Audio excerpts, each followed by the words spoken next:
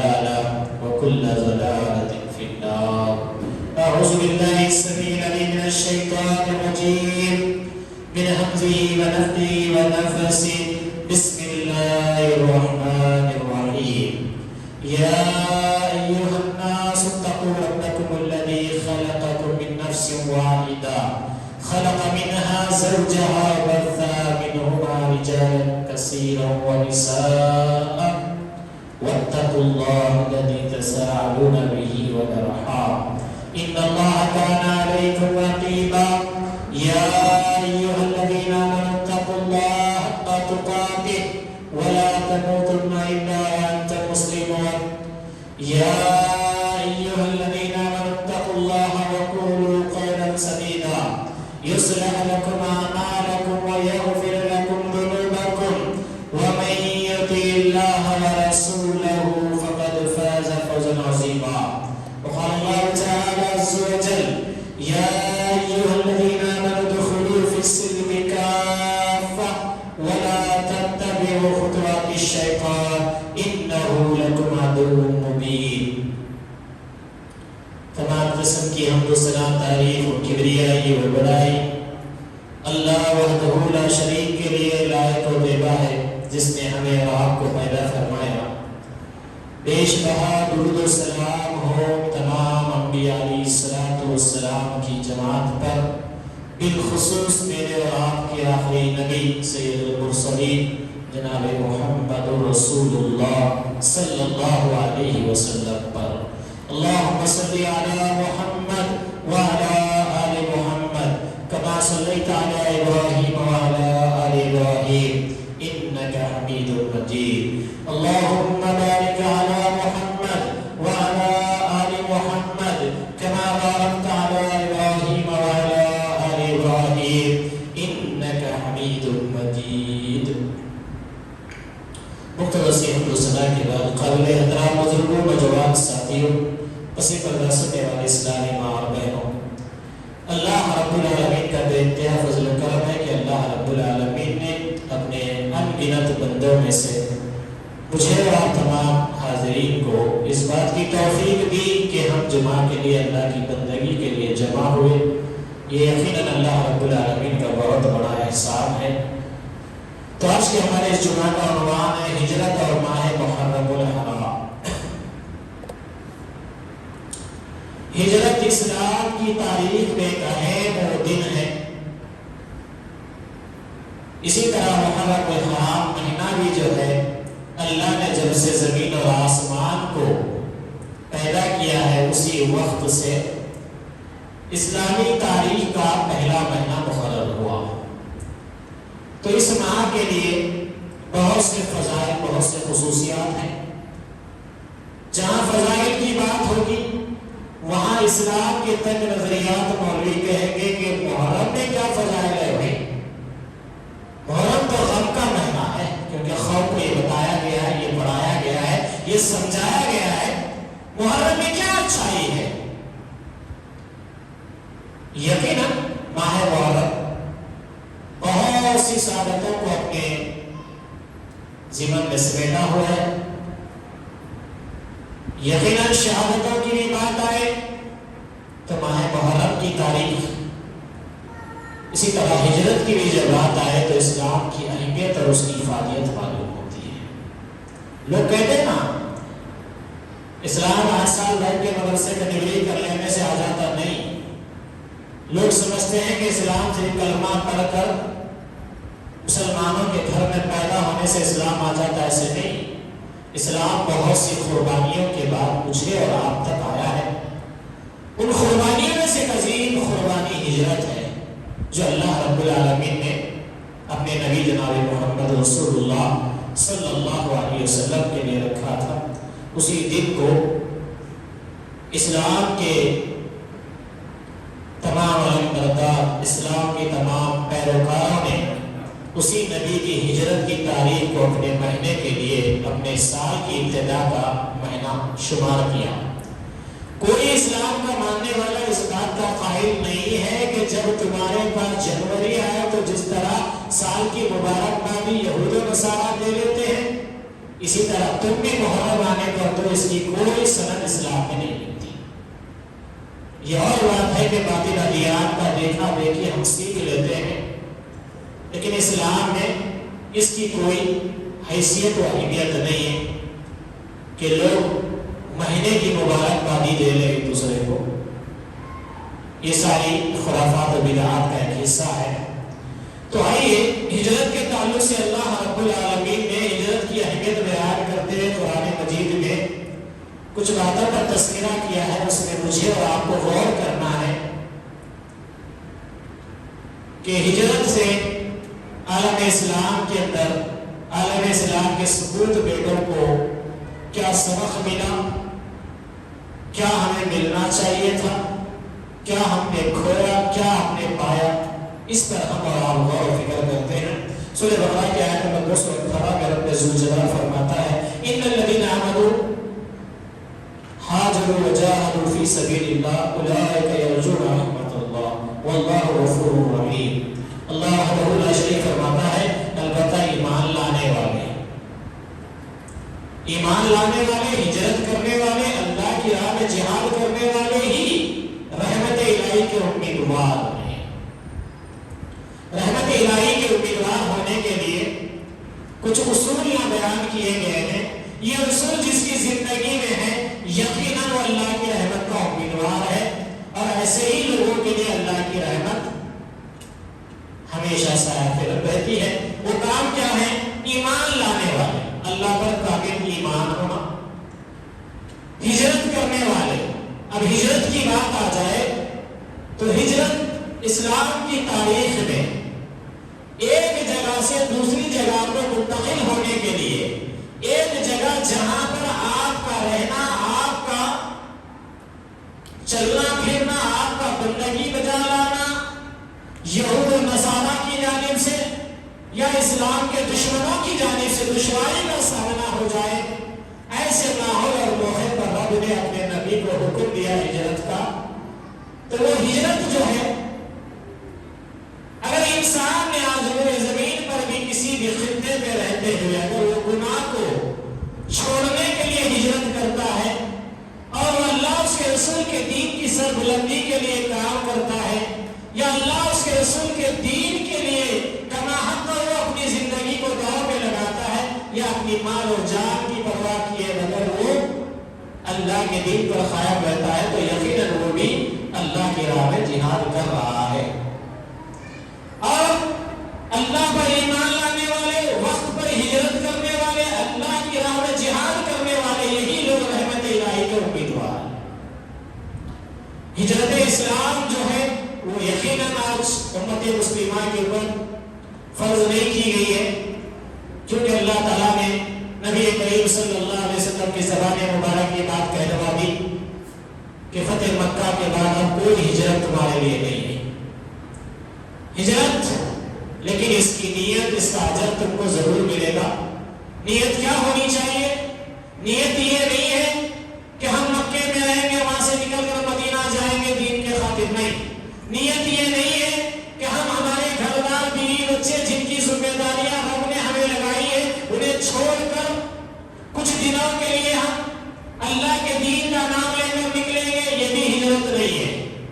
ہجرت یہ ہے کہ صحابہ اکرام مسجد نبوی سے اگر نکلے ہیں ہجرت کے نام پر، تو وہ جس جگہ گئے وہیں پر اپنا مسکن بنا لیا، وہ جس جگہ پر گئے وہیں دعوت و تبلیغ کے لیے وقف ہو گئے۔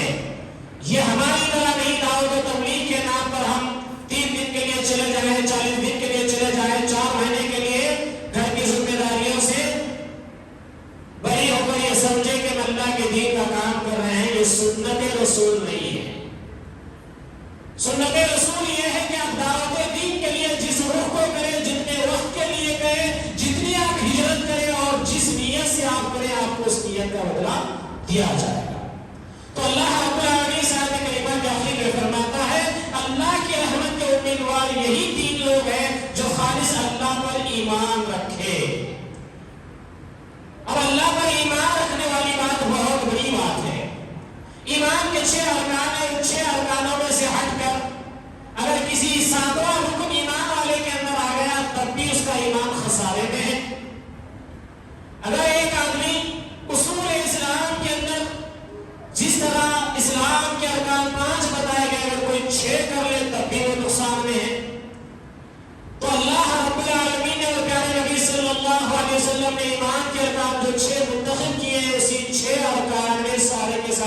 اسلام کے احکامات ہیں۔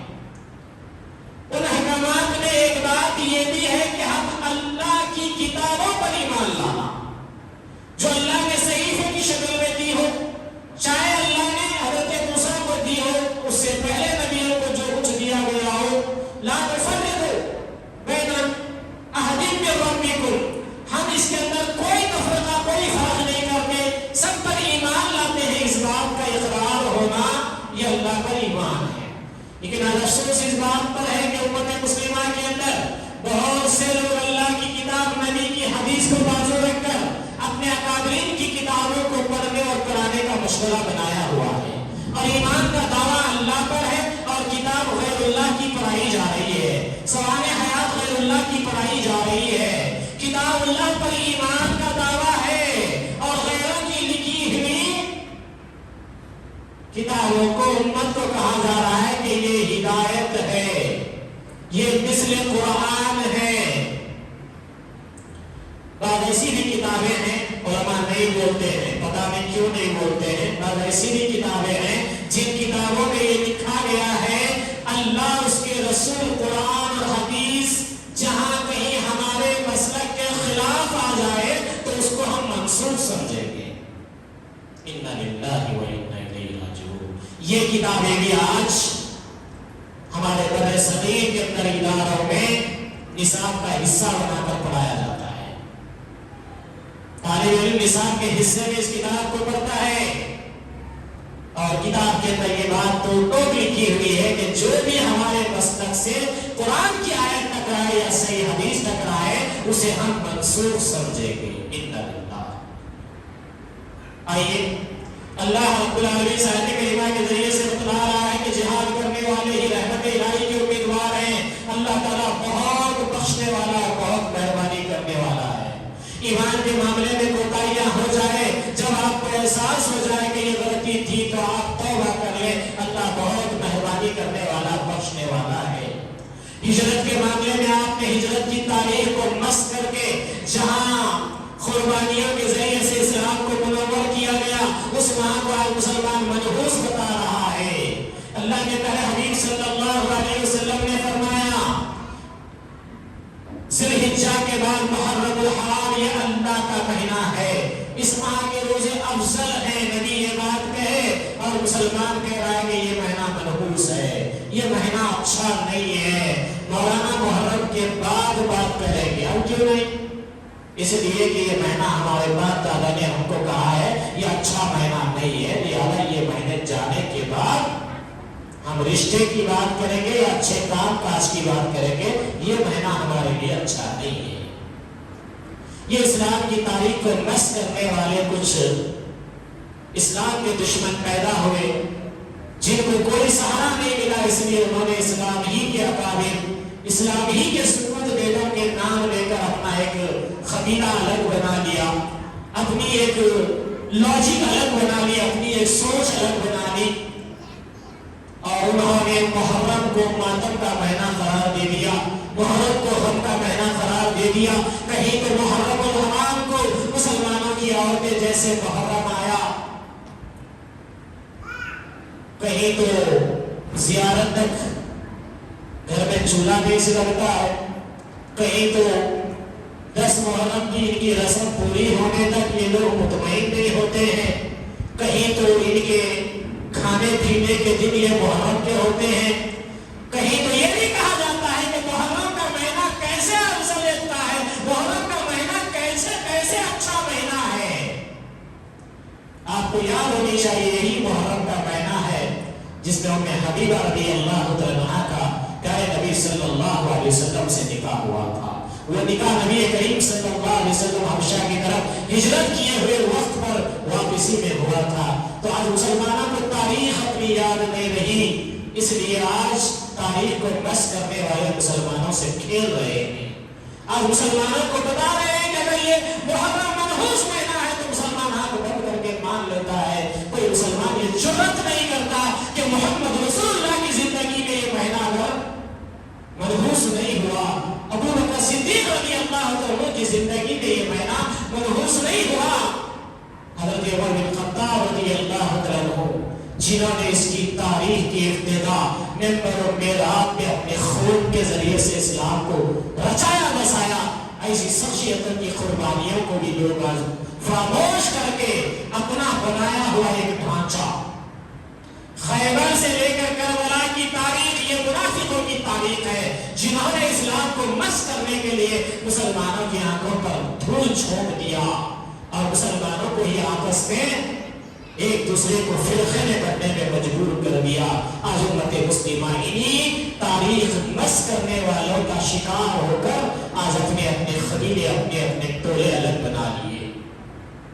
آئیے سورہ آل عمران کے آیت 175 میں رب الجلال فرماتا ہے بس ان کے رب نے ان کی دعا قبول فرما لی کہ تم میں سے کسی کام کرنے والے کے کام کو خواہ وہ مرد ہو یا عورت ہو ہرگز، خواہ وہ مرد ہو یا عورت تو ہرگز ضائع نہیں کرتا، تم آپس میں ایک دوسرے کے ہم جنس ہو۔ اس لیے وہ لوگ جنہوں نے ہجرت کی اور اپنے گھروں سے نکال دیے گئے اور جنہیں میری راہ میں ایذا دی گئی اور جنہوں نے جہاد کیا اور شہید کیے گئے، میں ضرور ضرور ان کی برائیاں ان سے دور کر دوں گا اور بالیقین انہیں ان جنتوں میں لے جاؤں گا جن کے نیچے نہریں بہہ رہی ہیں۔ یہ ہے ثواب اللہ تعالیٰ کی طرف سے اور اللہ تعالیٰ ہی کے پاس بہترین ثواب ہے۔ اللہ اکبر۔ ہجرت کرنے والوں کے وہ حالات کا تذکرہ رب کر رہا ہے، رب فرما رہا ہے بس ان کے رب نے ان کی دعا قبول فرما لی، تم میں سے کسی کام کرنے والے کے کام کو خواہ مرد ہو یا عورت ہو۔ یا مسلمانوں کو محرم میں مرد کا کام یہ بتایا گیا 10 محرم کے دن 1 پیالہ شربت کا انتظام کرنا، یا پھر یہ شیعہ جو اسلام کے اوپر ایک بدنما داغ ہے، کیونکہ تاریخ اسلام حضرت ابو بکر صدیق سے لے کر حضرت علی رضی اللہ عنہ چاروں خلفاء کی زندگی میں کبھی یہ محرم کا تماشا نہیں تھا، کہیں یہ محرم کی رسمیں نہیں ادا ہوتی تھی، اب یہ کہاں پر وجود میں تھے۔ اسی لیے ایک مشہور واقعہ ہے، ثناء اللہ مصری رحمت اللہ علیہ ایک بہت بڑے مناظر گزرے ہیں اسلام کی تاریخ میں، انہوں نے ایک مرتبہ انہی شیعوں کے ساتھ مناظرے کے لیے امرتسر پر بلایا گیا ہے، وہ مناظرے کے لیے پہنچے تو اللہ ایمان والوں کو اپنی حکمت اور دانائی سے مالا مال کر دیتا ہے، وہ اپنی حکمت اور دانائی سے اس مناظرے کے اندر ایک جملے میں اس مناظرہ جس کے لیے لوگ کلوں دوروں سے اپنے اپنے مولوں کو بلا رہے تھے تاکہ ہماری شیعت بچ جائے، ہم اپنے آپ کو حق پر ہو جائیں، یہ ثابت کرنے کے لیے جو ایک وقت تھا جہاں مسلمانوں نے اپنی بادشاہت رچائی تھی، وہاں پر ان لوگوں نے بڑی محنت کر کے ایران سے لے کر ہندوستان سے لے کر بر صغیر کے کونے کونے میں انہوں نے اپنے جال بچھا دیے اور وہ جال اتنے مضبوط کر گئے کہ مسلمان دعوت دین کا کام کرنے کی بجائے اپنی حوث، اپنی خواہشات، اپنی گدی نشین بنے رہے۔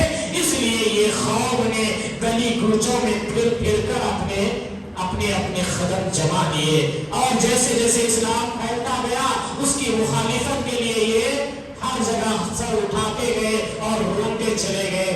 ایسا ہی ایک واقعہ امرتسر کی زمین پر پیش آیا تھا جب مناظرہ مقرر ہوا، ثناء اللہ مصری رحمہ اللہ اسٹیج پہ آنے سے پہلے انہوں نے دیکھا کہ بڑے بڑے شیعہ کے اکابر بھی جو ہے آ کر بیٹھے ہیں، ان کو ثابت کرنا ہے کہ ہم جو ہے اسلام کے حصے دار ہیں، ہم اسلام کے پہلے سے ماننے والے ہیں، تو پہلے سے ماننے والوں کا جھوٹ ثابت کرنے کے لیے اللہ نے ثناء اللہ مصری رحمہ اللہ کے دل و دماغ میں جو بات ڈالی تھی وہ بات آپ کے گوشے گزار کر رہا ہوں۔ وہ اسٹیج پہ چڑھنے سے پہلے اپنی جوتیاں اٹھا کر بغل میں لے کر جانے لگے، ساتھ رہنے والے لوگوں نے کہا اتنے بڑے عالم تھے، یہ کتاب و سنت توحید کا جال بر صغیر کے اندر جنہوں نے سکہ بنایا ہے اپنا، ایسی شخصیت آج منبر پہ اپنے جوتے چھپا کر جا رہی ہے، تو لوگوں نے کہا آپ جوتے ہمیں دے دیجیے، ہم حفاظت کریں گے، ہم دیکھ بھال کریں گے، آپ کیوں اس کی نہیں، اس لیے میں اس کو چھپا رہا ہوں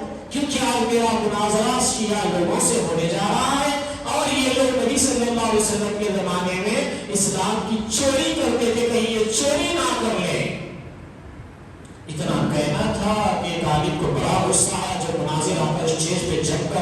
بیٹھا ہوا تھا، 8-10 لوگ اس کے ہاتھ پر دباتے چومتے بیٹھے ہوئے تھے کہ یہ ہمارے علامہ ہمارا بیڑا پار کرنے والے ہیں، ہمیں اسلام کی تاریخ میں ثابت کرنے والے ہیں۔ سناللہ علیہ وسلم نے کہا شیعہ اللہ کے نبی کے دور میں جو ہے جوتے چراتے تھے، اس لیے انہیں کے ساتھ آج میرا مناظرہ ہے، مجھے ڈر ہے کہ کہیں یہ میرے جوتے چرا نہ لیں، اس لیے میں جوتوں کو بغل میں رکھ لیا۔ یہ کہنا تھا کہ وہ چیختا چلاتا ہوا کہنے لگا اللہ کی قسم تم جھوٹ کہہ رہے ہو، کیونکہ اللہ کے نبی کے دور میں تو ہم تھے ہی نہیں۔ مناظرہ ڈیڈ اینڈ۔ کیوں؟ اس لیے کہ جب تمہاری زبانوں سے تمہاری تاریخ بیان نہیں کی جاتی ہے تو پتہ چلتا ہے کہ تم نے اپنی تاریخ کو گڑھ کے اسلام کو مسخ کر دیا ہے۔ تمہاری تاریخ ہوتی تو ابو بکر صدیق کے نام سے ہمیں سنائی دیتی، تمہاری تاریخ اگر ہوتی تو عمر بن خطاب کے ممبر سے ہمیں تمہاری سرائے سنائی دیتی، تمہاری تاریخ ہوتی تو حضرت علی رضی اللہ عنہ کی زبان سے تاریخ سنائی دیتی۔ میں یہ نہیں کہہ رہا ہوں کہ ان کی تاریخیں نہیں ہے، تاریخ ان کی بھی ہے، لیکن بیان نہیں کرتے ہیں۔ کیوں؟ سب اسلام کے بعد ہی پیدا ہوئے ہیں نا، اسی لیے اسلام ان کو آئینہ دکھا دے گا، بیٹا تمہاری پیدائش یہ ہے، تمہاری جنم کنڈلی یہ ہے، اس لیے لوگ اپنی تاریخ میں بیان کرتے ہیں، اس لیے لوگ اپنی تاریخ کو چھپا کر کہتے ہیں یہ بھی اسلام ہے، یہ بھی اسلام ہے، سب اسلام ہے ان کے پاس۔ یاد رکھو ان الدین عند اللہ الاسلام، اسلام صرف اللہ کا دین ہے جو محمد رسول اللہ پر مکمل ہو چکا ہے، نہ اس میں اب کوئی کمی کرنے کی گنجائش باقی ہے، نہ اس میں کوئی بڑھانے کی کوئی گنجائش باقی ہے۔ یہ اللہ کا دین ہے۔ اللہ رب العالمین فرماتا ہے جن لوگوں نے ہجرت کی اور جو لوگ ایمان لائے، چاہے وہ مرد ہو چاہے عورت ہو، مردوں کو شہوت بنانے کی ذمہ داری لگا دی، بچوں کو پینے پلانے کی ذمہ داری لگا دی، عورتوں کو گھر میں ہری چوڑیاں پہننے کی، محرم کے فقیروں کو تیار کرنے کی۔ دیکھیے اب مارکیٹ کا حال دیکھیے، لال لال نئے ڈریس جمع ہوں گے، بولے یہ کون سے اسکول کا ڈریس ہے، بولے نہیں یہ محرم کے فقیروں کا ڈریس ہے۔ محرم کے فقیر بنائے جا رہے ہیں بچوں کو، کیونکہ وہ امام حسین کا فقیر ہے، اس کے نام پہ بھیک مانگنے کا ایک رسم ایجاد کر دیا گیا۔ مسلمانوں کے گھروں میں یہ سارے کام ہوں اور اسلام کی عظمت آج بھی مسلمان نہیں جانتا ہے تو بڑی افسوس کی بات ہے۔ آئیے رب ذوالجلال مسلمانوں کی قربانی کو بیان کرتے کہہ رہا ہے تم میں سے جو کوئی نیک کام کرے گا، چاہے وہ مرد ہو یا عورت ہو، میں ہرگز اسے ضائع نہیں کرتا، تم آپس میں ایک دوسرے کے ہم جنس ہو۔ اس لیے وہ لوگ جنہوں نے ہجرت کی، اپنے گھروں سے نکال دیے گئے، جنہیں میری راہ میں ایذا دی گئی۔ اللہ کی راہ میں تکلیف کس کو پہنچی ہے؟ اللہ کی راہ میں تکلیف کا کیا مطلب ہے؟ کوئی ہے نوجوان یہ کہہ کر بتا دے کہ مجھے میرے گھر میں نماز پڑھنے پر مارا جا رہا ہے، کوئی ہے یہ کہے کہ میں مسجد جاتا ہوں تو مجھے روکا جا رہا ہے؟ اللہ کی راہ میں، اللہ کی دین کی سربلندی کے لیے، نبی کی سنتوں کو قائم کرنے کے لیے، نبی کے دین میں جو ملاوٹیں ہیں اس کے خاتمے کے لیے جو بندہ چاہے عورت ہو چاہے مرد ہو کام کرے گا، اللہ کہہ رہا ہے ان کے کام کا ہم کوئی بھی ذرے سے ذرہ بھی ان کا ضائع نہیں کریں گے، بلکہ اس کو پورا پورا ان کو بدلا دیں گے۔ جنہوں نے جہاد کیا اور شہید کیے گئے، میں ضرور ضرور ان کی برائیاں ان سے دور کر دوں گا۔ اللہ اکبر، یہ اعجاز ہے ہجرت کرنے والوں کا، یہ اعجاز ہے اللہ کے دین کے لیے مر مٹ کے اس دنیا سے جانے والوں کا۔ اللہ فرماتا ہے جو لوگ ہمارے دین کے لیے جدوجہد کیے، جو اللہ کی راہ میں مار دیے گئے، اللہ فرماتا ہے ان کے جو بھی گناہ ہوں گے میں مٹا دوں گا۔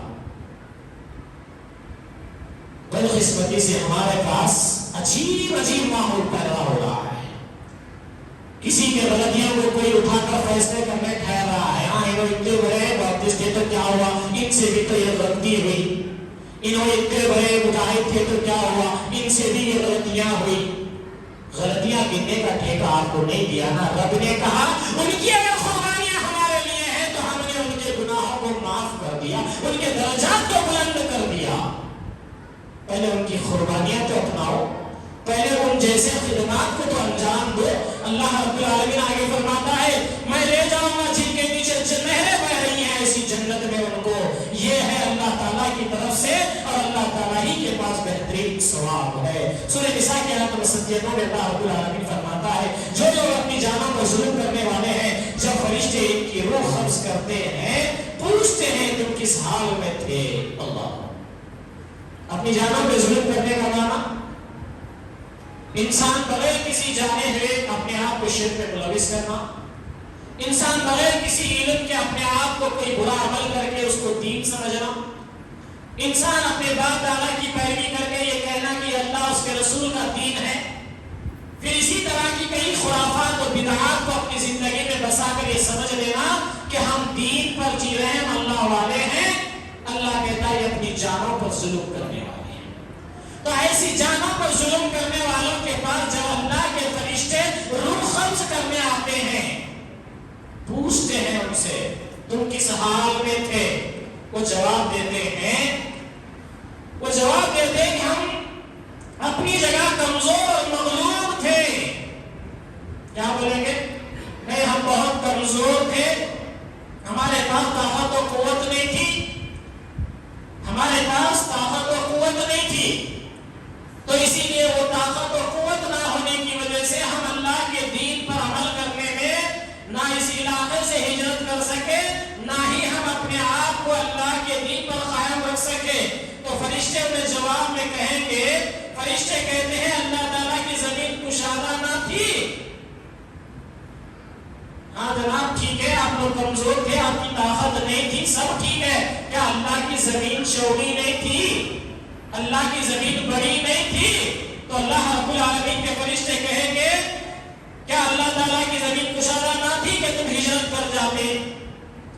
ये हिजरत इंसानी जिंदगी में क़यामत तक के लिए भी बाकी रहेगी, जब उसके दीन के लिए, उसके दीनी मिजाज के लिए, उसके दीनी मामलात के लिए अगर दुश्वारी हो, वो बंदा अपनी जगह वहां से मुंतकिल करने का हकदार है।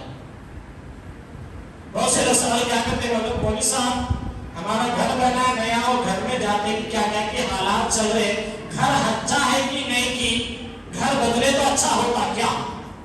कोई ये नहीं होता मौलवी साहब यहाँ माहौल बुरा है, गंदगियां हैं, शराबियां हैं, इनको कोई बोलने वाला नहीं है, इनको कोई समझाने वाला नहीं है, ये अपनी मनमानी जिंदगी जीने वाले हैं, यहाँ नमाज पढ़ने वाला भी इनको अच्छा नहीं लगता, या तौहीद की दावत देने वाला भी इनको अच्छा नहीं लगता, इनको बुराइयों से रोकने वाला भी इनको अच्छा नहीं लगता। ऐसे माहौल से हम हिजरत करना या डट के काम करना कोई सवाल नहीं करता। सवाल यही करते हैं कि मौलवी साहब घर अच्छा है कि नहीं, कि रहना है नहीं, खाली कर देना। आज मुसलमानों के इतने तंग नजरियात हो गए।